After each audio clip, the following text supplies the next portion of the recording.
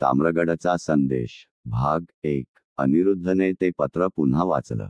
ताम्रगड हे कुठे आहे? त्याच्या मनात एकच प्रश्न घोळत होता. तो वाड्याच्या बाहेर पडला, पण बाहेर आल्यावर त्याला जाणवलं आकाश काळंढग झालं होतं. जणू काही वाड्यातून बाहेर पडताच त्याच्या भोवतालचं वेश बदललं होतं. वारा थंड होता आणि हवेत एक विचित्र गुढपणा जाणवत होता. त्याने मोबाईल काढून ताम्रगड शोधायचा प्रयत्न केला, पण नेटवर्क गायब झालं होतं. हे नक्की काय सुरू आहे?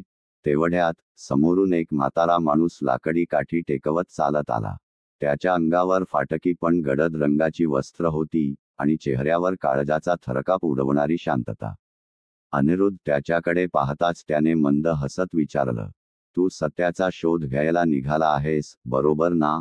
अनिरुद्ध आश्चर्यचकित झाला. तुम्हाला कसं कळलं? म्हाताऱ्याने हळूच वाड्याकडे बोट दाखवलं. या ठिकाणाहून कोणीही रिकाम्या हाताने परत जात नाही. पण तुला जे शोधायचं आहे त्याची किंमत चुकवावी लागेल. अनिरुद्धला त्याचा अंदाज आला. तुम्हाला ताम्रगडबद्दल माहिती आहे? म्हाताऱ्याने डोळे मिटले आणि मंद स्वरात म्हणाला, ताम्रगड हा फक्त एक किल्ला नाही, तो काळाच्या बाहेर असलेलं ठिकाण आहे. जेथे मृत्यू थांबतो, पण आत्मे वेदनांनी भरलेले असतात. अनिरुद्धच्या शरीरातून एक शिरशिरी गेली. म्हणजे हे अजून एका शापित ठिकाणासारखं आहे? म्हातारा हसला. तसं नाही. हा गड फक्त शापित नाही, तर तो काळाचा कैदी आहे. अनिरुद्ध अजून संभ्रमात पडला. म्हणजे? म्हाताऱ्याने जवळ येऊन पुटपुटत सांगितलं, तिथे गेलास तर मागे परतणं कठीण होईल. तिथे एक रहस्य आहे, जे काही शतकांपासून लपवून ठेवलं गेलं आहे. तुला त्याचा शोध घ्यायचा असेल तर तुला सर्वस्व पणाला लावावं लागेल. अनिरुद्धला जाणवलं की हा प्रवास आणखी भयानक वळण घेणार आहे. पण तो आता मागे फिरू शकत नव्हता. त्याने गंभीरपणे विचारलं, मला ताम्रगड कसं सापडेल? म्हाताऱ्याच्या चेहऱ्यावर पुन्हा एक गूढ हसू आलं. गड तुला शोधेल, फक्त योग्य वेळी. म्हाताऱ्याने शेवटचे शब्द उच्चारले आणि तो धुक्यात गायब झाला. जणू काही तो अस्तित्वातच नव्हता. अनिरुद्धच्या मनात हजारो प्रश्न उमटले. ताम्रगड तुला शोधेल, फक्त योग्य वेळी. या शब्दांचा नेमका अर्थ काय? त्याने पायाखालील माती घट्ट पकडली आणि ठरवलं, मला हे रहस्य उलगडायचंच आहे. तो गावात परत आला. गावात एक जुनी लायब्ररी होती, जिथे अनेक ऐतिहासिक ग्रंथ होते. अनिरुद्धने तेथे जाऊन ग्रंथपाल वृद्ध नारायणराव यांना विचारलं, तुम्हाला ताम्रगडबद्दल काही माहिती आहे का? नारायणराव अचानक थबकले. त्यांच्या चेहऱ्यावर काळजीचं सावट उमटलं.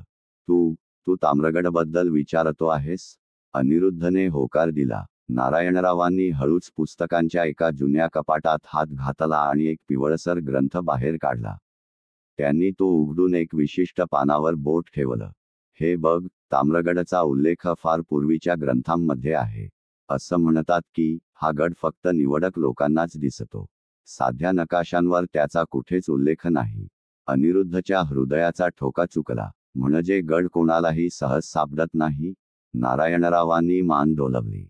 गडाकडे जाण्याचा मार्ग धुक्यात लपलेला असतो.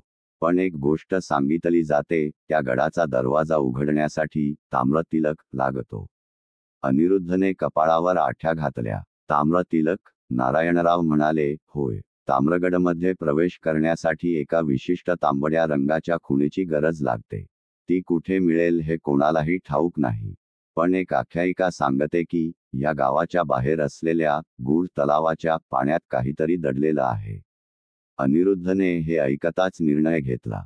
माझं पुढचं ध्येय ठरलं, मला गूढ तलाव गाठायचा आहे. रात्रीच्या गडद अंधारात अनिरुद्ध तलावाच्या दिशेने चालू लागला. वाट निर्जन होती. चंद्रप्रकाश तलावाच्या शांत पाण्यावर पडत होता. पण त्या पाण्यात हलकासा लहरी चमक दिसत होती, जणू काही त्याच्या तळाशी काहीतरी अज्ञात गोष्ट सुप्त होती. अनिरुद्धने तलावाकडे पाहिलं. त्याच्या मनात शंका निर्माण झाली, या पाण्यात मी उतरायला हवं का? यात खरंच ताम्रतिलक दडलं आहे का? तेवढ्यात पाण्यातून एक गूढ सावली वर आली आणि अनिरुद्धच्या समोर एक धूसर आकृती प्रकट झाली. तू जर ताम्रगडच्या दिशेने जात असशील तर आधी मला हरवावं लागेल. ती आकृती गंभीर स्वरात बोलली. अनिरुद्धला कळेना ही कोण आहे आणि मला काय करावं लागणार. अनिरुद्ध जड श्वास घेत तलावाच्या काठावर उभा राहिला. समोरून आलेली धूसर आकृती स्पष्ट होत गेली. ती एक काळ्या वस्त्रांमध्ये लपेटलेली स्त्री होती. तिचे डोळे लालसर चमकत होते आणि तिच्या चेहऱ्यावर निर्विकार भाव होते. तू कोण आहेस? अनिरुद्धने निर्धाराने विचारले. स्त्रीने मंद हसत उत्तर दिले, मी या तलावाची रक्षक आहे. कोणालाही ताम्र तिलक सहजासहजी मिळू देत नाही. अनिरुद्धच्या हृदयाची धडधड वाढली. मला ताम्रगड गाठायचा आहे. जर ताम्र तिलकच त्याचा एकमेव मार्ग असेल तर मी ते मिळवूनच राहीन. स्त्रीचा चेहरा गंभीर झाला. त्यासाठी तुला एक परीक्षा द्यावी लागेल. अनिरुद्ध सावध झाला. कशी परीक्षा?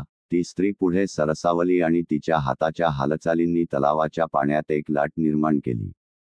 त्या लाटेत अनिरुद्धला काही दृश्य दिसू लागली. एक काळोखाचं गढूळ जंगल, एका उंच कड्यावर उभा असलेला प्राचीन दरवाजा आणि त्या दरवाजाच्या समोर रक्ताने लिहिलेल्या काही ओळी.